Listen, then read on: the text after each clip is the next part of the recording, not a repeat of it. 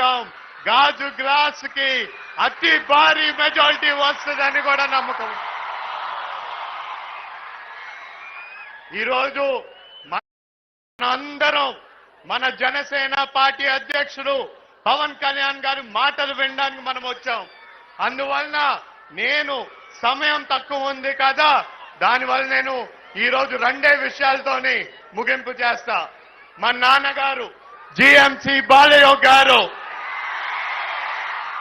ఆయన ఏ విధంగా మీ అందరితో కలిసి నడిచారో అదే విధంగా నేను మీ అందరితో కలిసి నడుస్తానని ఈ సభాముఖంగా మీ అందరికీ తెలియజేసుకున్నా.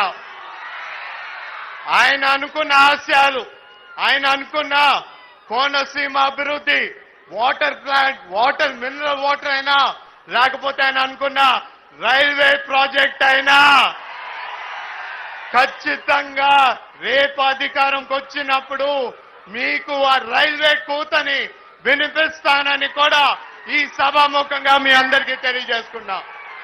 అలాగే మన పవన్ అన్నకు కూడా ఆనాడు అమలాపురంలో మాట్లాడుతున్నప్పుడు అన్నగారు ఒకే మాట ఇచ్చారు, ఖచ్చితంగా నేను ఆ రైల్వే ప్రాజెక్ట్ కి నేను కూడా ఢిల్లీలోని పోరాడి అది సాధిస్తామన్నందుకు ఆయనకి ప్రత్యేక ధన్యవాదం తెలుపుకుంటూ, అలాగే మీ అందరికీ సుమారు 18 రోజులున్నాయి. ప్రతి ఇంటికి వెళ్ళండి, మన ఉమ్మడి మేనిఫెస్టో తీసుకెళ్ళండి, మన బీసీ డిక్లరేషన్ తీసుకెళ్ళండి. ఈ వైసీపీ ప్రభుత్వం మాయమాటలు అధికారంకి వచ్చిన తర్వాత ఏమీ చేయలే. అభివృద్ధి అయితే సున్నా, సంక్షేమం అయితే సున్నా, ప్రజల పక్షాన పనిచేయడం సున్నా. ఈ రోజు ఓన్లీ మాయమాటలు చెప్తాడు. నా ఎస్సీలు అంటాడు, నా బీసీలు అంటాడు, లేకపోతే నా ఎస్సీలు అంటారు. కానీ మీకు ఒక్కటే మాట తెలియజేసుకున్నా, రేపు ప్రతి కులాన్ని ఆదుకునే పోయేది ఈ డబుల్ ఇంజన్ సర్కార్.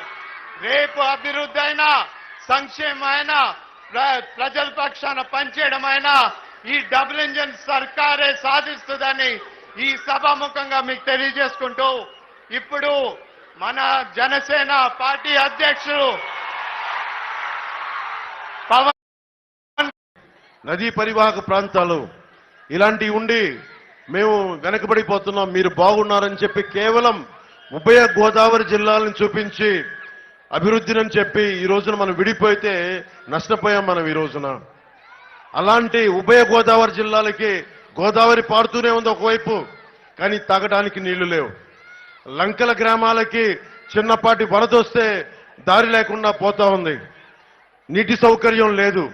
ముఖ్యంగా కోనసీమ రైతాంగం మనకి రాజమండ్రికి వచ్చి నాకు క్రాప్ హాలిడే ప్రకటించాం, మా పరిస్థితి ఏంటని చెప్పి ఒక్కొక్క కష్టం చెప్తే నిజంగా నాకు కదిలిపోయాను.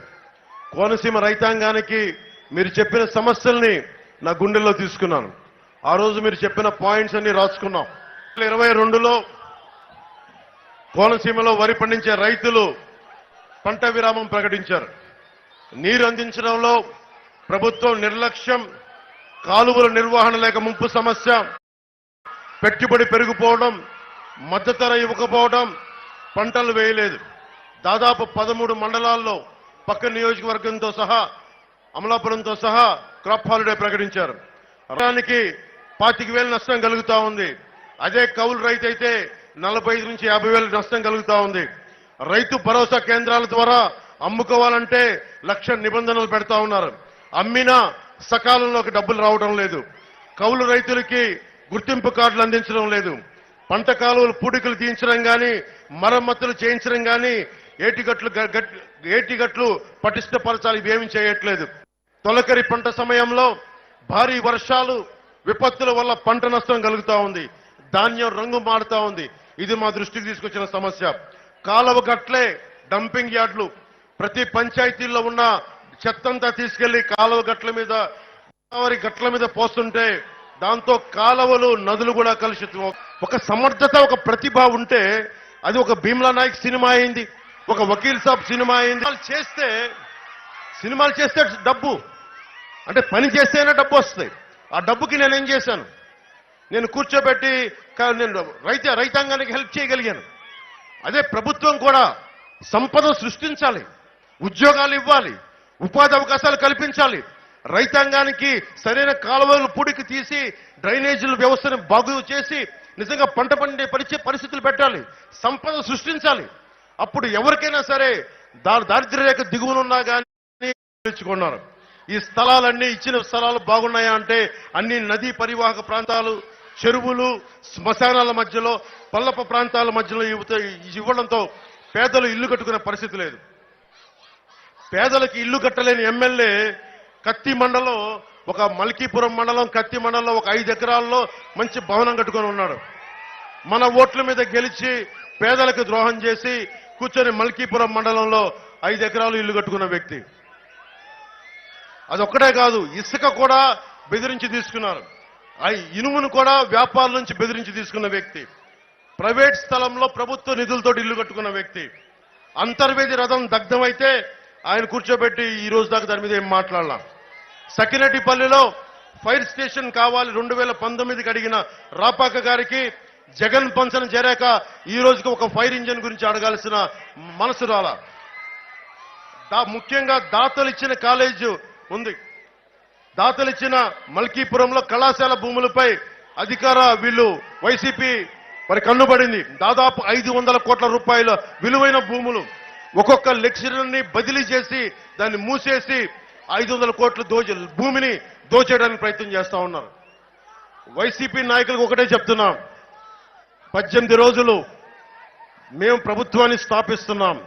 ఒక్కొక్క అవినీతి పరుని రోడ్డు మీదకి లాక్కొచ్చి మీ చేత ఫైన్ కట్టిస్తాం.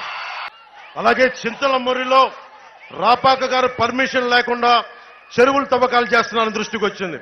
ఇక్కడ ఓఎన్జీసీ పైప్ లైన్, రొయ్యల చెరువులు పెరిగిపోవడం వల్ల తాగునీరు కూడా ఇబ్బందిగా ఉంది. ఇందాక వరప్రసాద్ గారు అదే చెప్తున్నారు, ఇంత నీరుండి కూడా తాగునీటికి ఇబ్బంది ఉంది అంటే కేంద్రం ప్రధానమంత్రి గారి నాయకత్వంలో జల్ జీవన్ మిషన్ ఉంది. ప్రతి రక్షిత మంచినీరు కావాలి, అది ఈ రోజుకి చేయలేకపోతా ఉన్నారు. మేము చెప్తున్నాం, కనీస మౌలిక అవసరాలు తాగడానికి కనీసం మంచినీళ్లు కూడా ఇవ్వలేని పరిస్థితి. రోడ్లేస్తే వేసిన 2 రోజులకే గుంతలు పడిపోయే పరిస్థితి. ఇవన్నీ మారాలి. ఆ రోజు మీకు గుర్తుంది, నేను ఇదే రాజులకు వచ్చి మీరు రోడ్లు వేస్తారా, నేను వచ్చి నా శ్రమదానంతో రోడ్లు వేయినా మా జన సైనికులతో అడిగితే మీకు ఎన్ని గంటలు వేశారు మీకే తెలుసు. ఈసారి అలా అడగట్లా, మనం కూర్చొని దగ్గరుండి వేయిద్దాం. ఒక్కొక్క అధికారి చేత మనకి లంచాలు అవసరం లేదు, మనకు అవినీతి అవసరం లేదు. మొత్తం ఏ రోడ్లు ఏ మౌలిక అవసరాలు ఉన్నాయో అన్ని దగ్గరుండి ఒక్కొక్కరి చేత మెడలు వంచి పనిచేద్దాం. ఒక్కొక్క రైతుకి అండగా ఉందాం. ప్రతి బీసీలకి, ఎస్సీలకి, ప్రతి ఒక్కరికి చేదోడు వాదోడుగా ఉందాం. మైనారిటీలకి అండగా ఉందామని తెలియజేసుకుంటూ నాకు ఈ అద్భుతమైన అవకాశాన్ని ఇచ్చిన నా రాజోలు, ఒక అమావాస్య రోజున ఒక సన్నటి వెలుగురేఖ, కనిపించని వెలుగురేఖ ఎలా ఉంటుందో నా రాజకీయ జీవితంలో పార్టీ పెట్టిన తర్వాత నా రాజోలు గెలుపు అంత గొప్పటి వెలుగురేఖ. రోజున ఎన్నికల తర్వాత రాష్ట్రాన్ని అంతటికీ వెలుగు చూపించాలి. అలాంటి వెలుగు కోసం, అలాంటి బలమైన జనం కోసం నేను పిఠాపురం నుంచే పోటీ చేస్తున్నాం. బద్దలు కొడతాం, రాజోలుని బద్దలు కొడతాం. తెలుగుదేశం పార్టీ ఎక్కడ పోటీ చేసినా జన సైనికులు, జనసేన మద్దతుదారులు సంపూర్ణంగా నిలబడతాం. బీజేపీ ఎక్కడ నిలబడితే బీజేపీకి సంపూర్ణంగా నిలబడదాం. మీ అందరికీ అండగా ఉంటానని తెలియజేసుకుంటూ సెలవు తీసుకున్నాను. జై టీడీపీ, జై బీజేపీ, జై హింద్.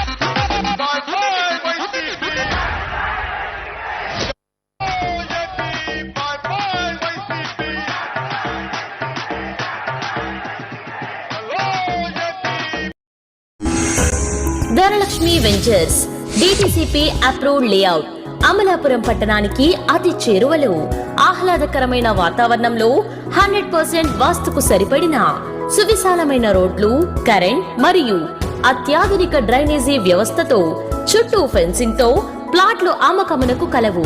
అందరికీ అందుబాటు ధరలలో అత్యాధునిక సదుపాయాలతో గేటెడ్ కమ్యూనిటీ వెంచర్స్ మీ సొంత ఇంటి కలను సాకారం చేసుకోండి. Dhanalakshmi ventures, Edarapalli ముక్కాంలా bypass road ఆనుకుని మొసళ్లపల్లి గ్రామంలో. సెల్ 9949227227 మరియు 9676223455.